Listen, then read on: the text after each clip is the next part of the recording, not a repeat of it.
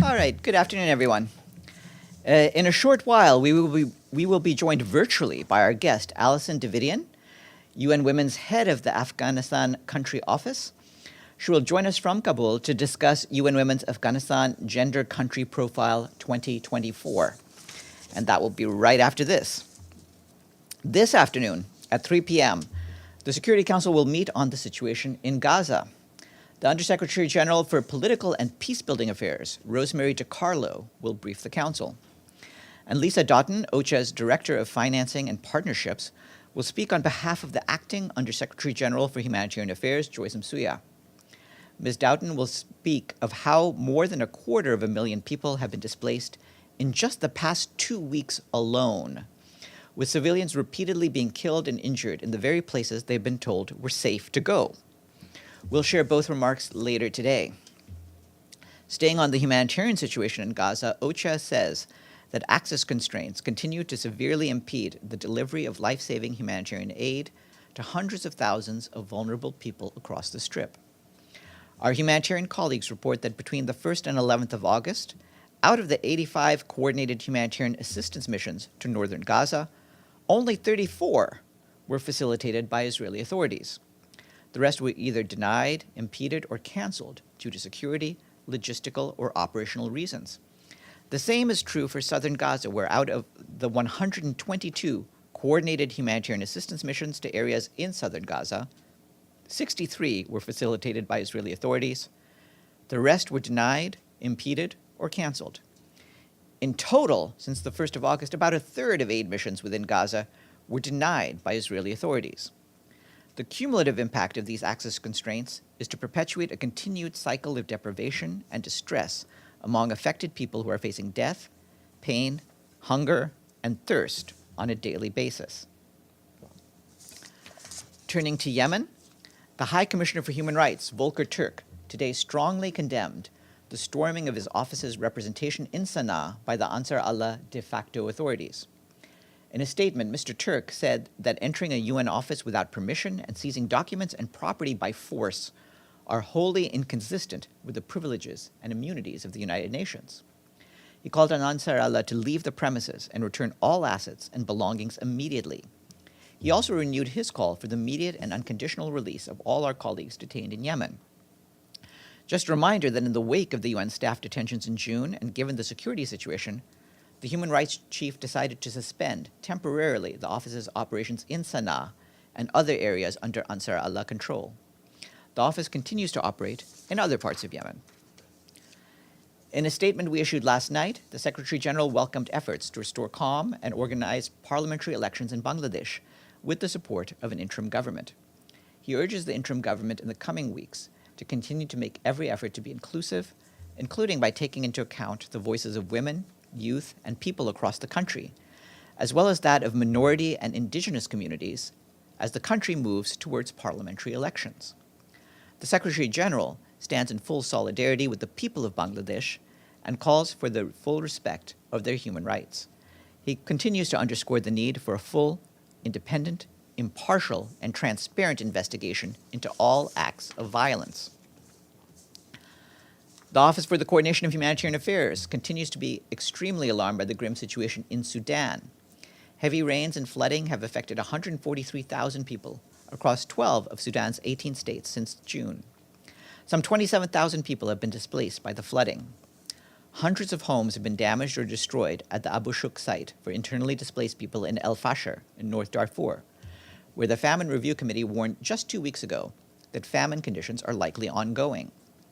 The flooding is compounding people's misery as intense fighting in and around El Fasher in recent days continues to displace already vulnerable people and severely limits people's access to basic services. Access to the Abu Shuk camp and other areas of Al Fasher remain extremely constrained due to fighting and flooding, challenging the ability of aid workers to scale up relief efforts in the worst affected areas. Despite these challenges, we and our humanitarian partners are working hard to deliver assistance to hunger hotspots in Darfur and in other parts of the country. As we speak, WFP is distributing food for nearly 14,000 people in Shekan district in North Kordofan, one of the areas assessed as at risk of famine by the Integrated Food Security Phase Classification, or IPC. We continue to reiterate the Secretary General's call for an immediate cessation of hostilities and for all parties to abide by their obligations under international humanitarian law to protect and allow safe passage for civilians and facilitate rapid and unimpeded humanitarian access. And turning to West and Central Africa, the Office for the Coordination of Humanitarian Affairs is concerned about flooding in the region, which has already affected hundreds of thousands of people. Just 2 months into the rainy season, torrential rains and severe flooding have impacted more than 700,000 people in the Central African Republic, Chad, Cote d'Ivoire, the Democratic Republic of the Congo, Liberia, Niger, Nigeria, Mali, and Togo. The UN and our partners are supporting the responses by governments of the region, including with the distribution of food, shelter, and water and sanitation assistance. This year, the Central Emergency Response Fund allocated $10 million to Congo, the Democratic Republic of the Congo, and Niger to respond to emergencies related to climate shocks, including floods. And that is it for me. Before we go to our guest, first we'll go online this time. Abdelhamid, you have a question? Yes, thank you, Farhan. Today, Ben Ghafir, the security minister of Israel, with 2,000 followers, stormed Al-Aqsa Mosque, and he performed Talmudic prayers inside Al-Aqsa Mosque and raising the Israeli flag. Do you condemn that forcefully and straightforward? We are against any efforts to change the status quo with the holy sites. Al-Aqsa Mosque, like the other holy sites in Jerusalem, should be left to themselves and should be controlled by the existing religious authorities for the sites. This sort of behavior is unhelpful, and it is unduly provocative. Did you have something else? No, thank you. Okay, Yvonne Murray. Thanks, Farhan. My question is about UNIFIL, and I understand that there is an investigation that will be carried out by peacekeeping regarding the incident last Saturday in South Lebanon. Have you got any further details to share on the investigation? No, I know that this is something that that is being looked into. This is something that is being looked into, and we'll make sure that any incidents affecting the peacekeepers of UNIFIL are examined. And meanwhile, UNIFIL will continue to engage with authorities on both sides of the blue line through its normal channels to mitigate any misunderstandings. So, Farhan, there's no more details on a proposed investigation. Would it be possible to get any more details today? I think first we'll let UNIFIL go about its tasks. If we get more details from UNIFIL down the line, we'll let you know. And Deshi? Yes, first, maybe you mentioned this, I missed it. This afternoon, we will have a Security Council meeting on the latest situation in Gaza and beyond. Who will be the briefer from the Secretariat? I did tell you this. Yes. The answers are Rosemary DiCarlo from the political side and Lisa Doughten from the humanitarian side. Oh, I think I heard that part. Okay. So, after the phone call with Mr. Antonio Blinken, who has the SG contacted concerning the region? Well, he's talking with people in the region. And by the way, the phone call with Mr. Blinken was primarily concerned about Venezuela. Okay. Then there you mentioned that Houthis, they entered the UN office without permission and seizing documents and properties by force. What kind of documents have they taken? These are documents.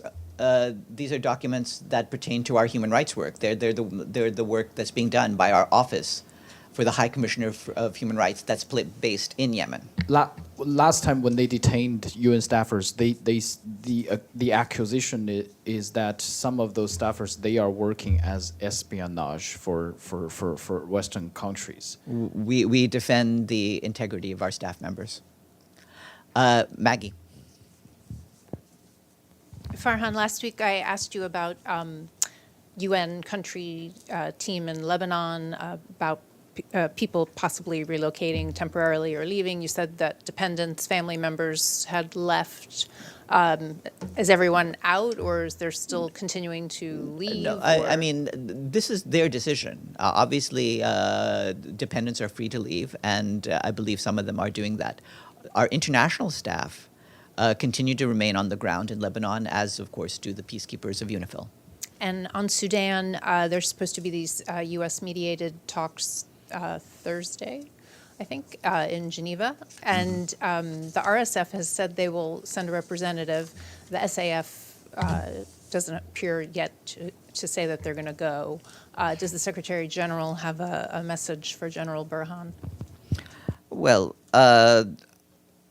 first of all, our personal envoy, Mr. Ramtane Lamamra, will be in Geneva, and he will lead an observer delegation at those talks. Mr. Lamamra has made clear his own hopes that this initiative by the U.S., Saudi Arabia, and Switzerland will lead to tangible progress towards an immediate ceasefire and improved humanitarian access. And he urges the parties to commit genuinely to a real dialogue. Mike Wagenheim, online. Thank you, sir. I got a question for you. As we're talking about aid delivery and lack of clearance and so forth, COGAT put out a statement on Sunday asserting that 194 trucks had been cleared for delivery to Gaza. 114, they say, private sector and other organizations, all of the trucks that were designated to those, all 114, were collected, but all of the UN trucks were not collected, and some almost 600 trucks now are sitting there waiting at Kerem Shalom crossing. First off, can you confirm that the UN didn't pick up any of those trucks on Sunday? And secondly, why is every other organization, private sector, international NGO, able to collect their trucks, but the UN isn't? There's a host of reasons for this. One of them has to do with slots in the day when trucks can travel. Some other groups have been getting daytime slots instead of the United Nations, where we actually have to travel later and in the evening hours in times that are more dangerous. And therefore, that's postponed some of our activities.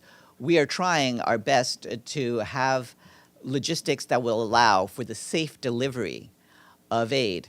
I can't confirm that there was no travel on Sunday, but we've been telling you periodically about the problems we've encountered, including the lack of security and different bureaucratic hurdles that essentially leave us only times in the day that are basically the least safe times for transport.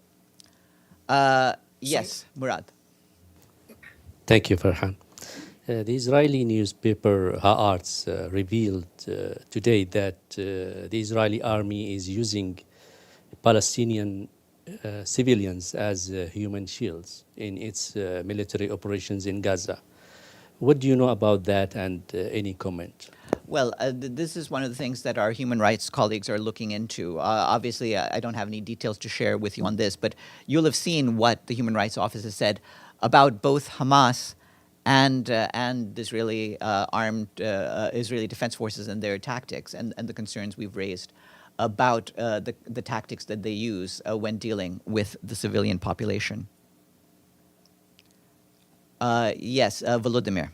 Thank you, Farhan. Returning to another crisis in the world. The governor of the Russian-controlled part of the Kursk region, Smirnov, said that the civilian population will be evacuated from the war zone to another war zone, to the temporarily occupied territories of Ukraine in the Zaporizhia region. Is it clear that the evacuees are outraged by this? Would you like to express your concern about Russia's treatment to its own civilian population? Well, we'd need to get confirmation of the various reports, but obviously we want to make sure that both sides treat the civilian population with basic respect for their rights. Deji, and then Maggie.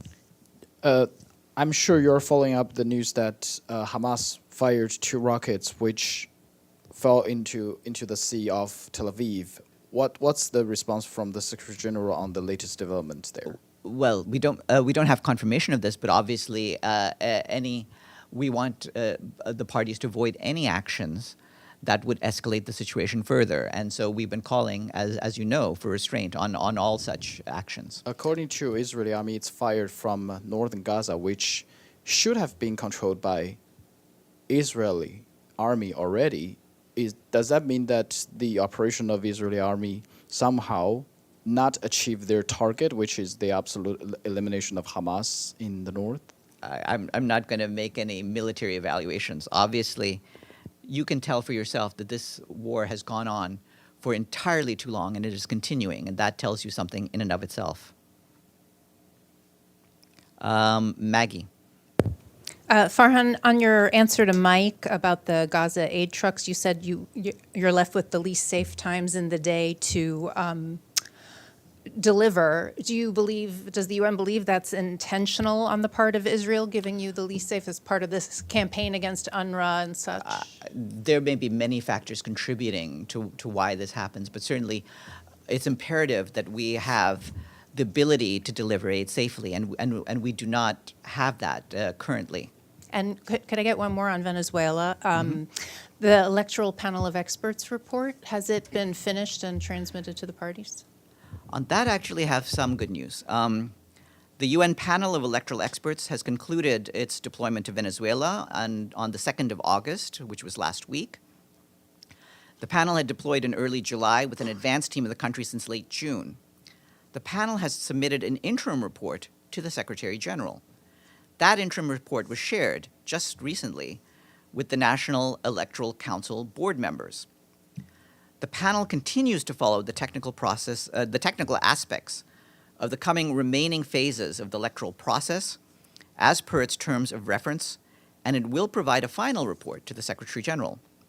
The interim report will be available for you on the website, and we'll let you know when that happens. And with that, let me turn to our guest, Alison.